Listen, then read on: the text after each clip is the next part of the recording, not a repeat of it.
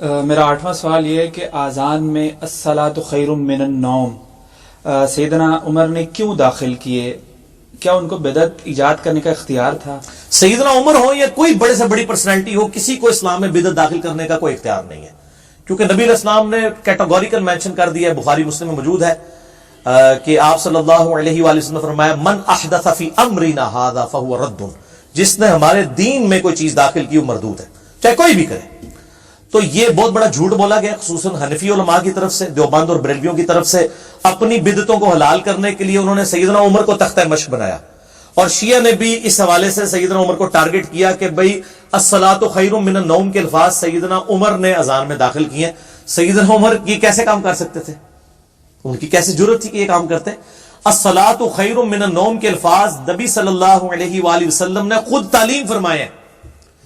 صحیح مسلم کے اندر حدیث موجود ہے کہ جو ابو محذورہ صحابی تھے رضی اللہ تعالیٰ عنہ، ان کو نبی علیہ السلام نے خود اذان سکھائی ہے، اور اذان کے الفاظ موجود ہیں جو اہل سنت کے ہاں اذان دی جاتی ہے۔ اسی حدیث کا ایک طریق جو ہے وہ سنن ابی داؤد کے اندر بھی موجود ہے، اور سنن ترمذی میں بھی، سنن نسائی کے اندر۔ اور نسائی جو ہے نا، بخاری اور مسلم کے بعد اس روایت پہ سب سے صحیح ترین کتاب ہے سنن نسائی، سب سے کم ضعیف روایتیں اس میں ہیں۔ بخاری مسلم تو صحیح احادیث ہے نا، یعنی کتب ستہ کے اندر۔ سنن نسائی کے اندر انٹرنیشنل نمبر کے مطابق 634 نمبر حدیث ہے، سنن ابی داؤد میں موجود ہے، لیکن نسائی والی روایت مضبوط ہے۔ اور اتنا ظلم ہے کہ یہ مشکات جو ہے، یہ مشکات دکھائیں، یہ انسائکلوپیڈیا آف حدیث تمام اہل سنت کے مدرسوں کے اندر مشکات پڑھائی جاتی ہے۔ میں یہ کہتا ہوں کہ یہ علماء کیا پڑھ کے نکل رہے ہیں؟ اس میں نہیں انہوں نے پڑھا کہ بھی الصلاۃ خیر من النوم کے الفاظ نبی علیہ السلام نے خود تعلیم فرمایا فجر کی اذان کے لیے، اور اتنے بڑے بڑے علامے اور مفتی بنے ہوئے ہیں۔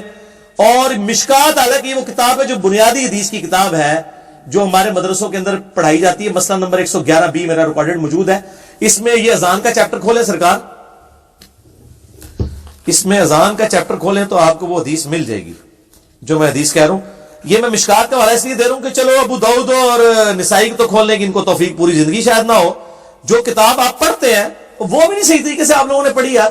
یہ دکھائیں نا ذرا ان کو، میں نے یہ وہ واحد والا ہے جو میں نے پہلے لگا کے رکھا ہوا تھا، ٹھیک ہے جی، یہ ذرا ان کو دکھائیں جی قریب سے۔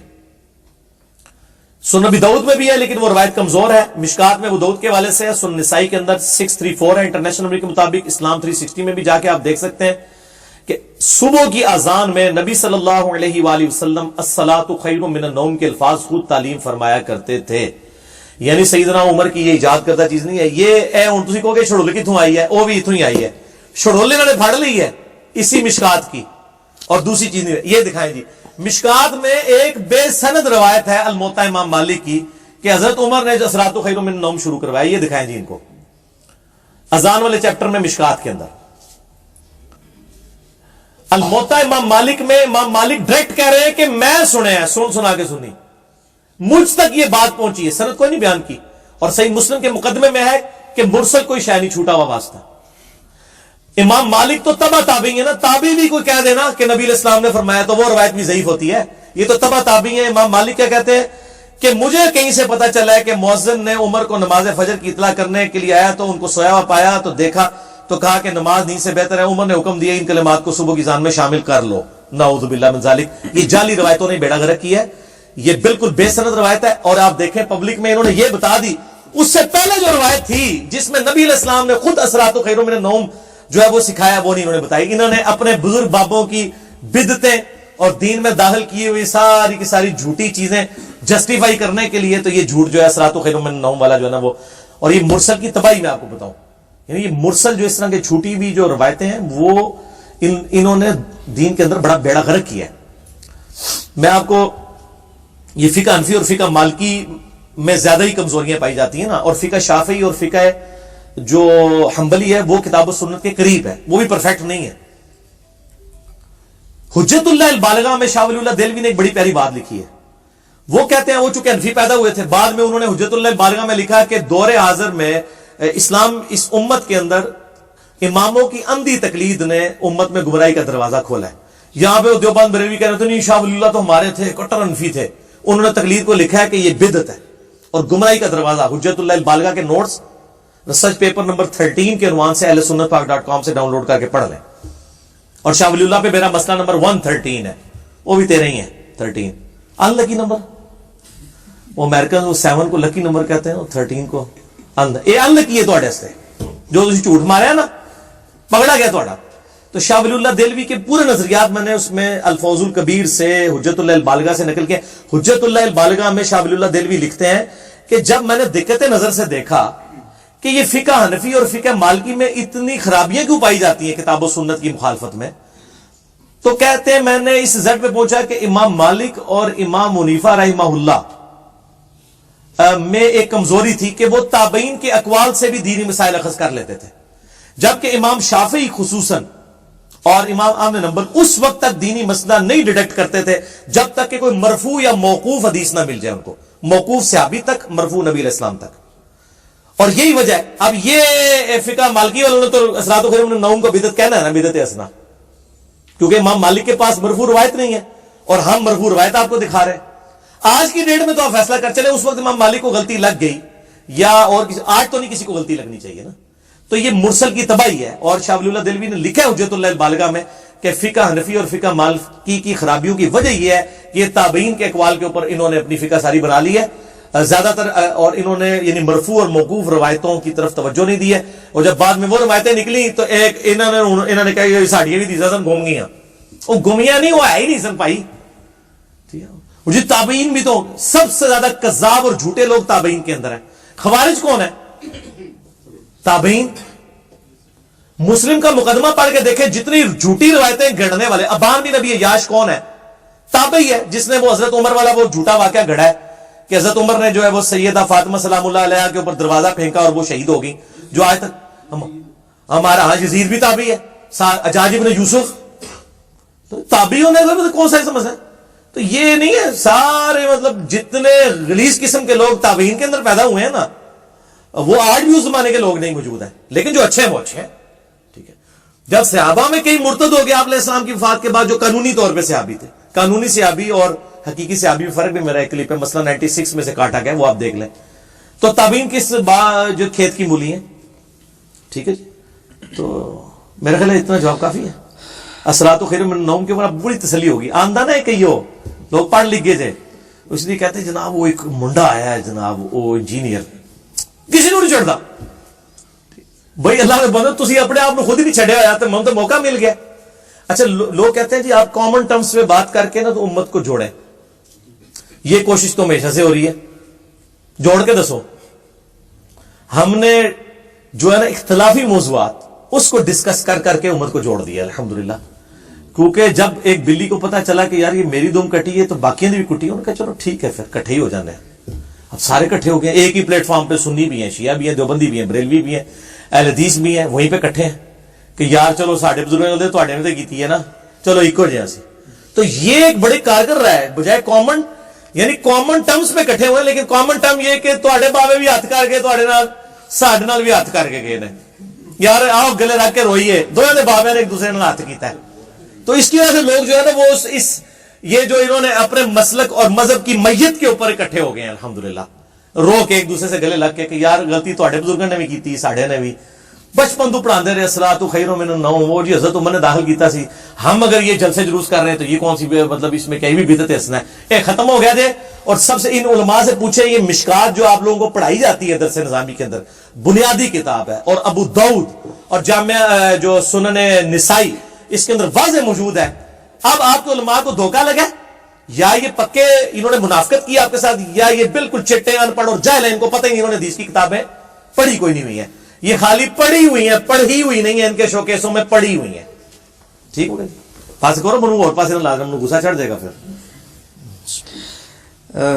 سوال نمبر 9 ہے کہ ایک بھائی کا سوال ہے کہ تبلیغی جماعت والے یہ جو سحر کرتے ہیں یا چلے لگاتے ہیں, یہ اس کا بھی شمار بدعت میں ہوگا؟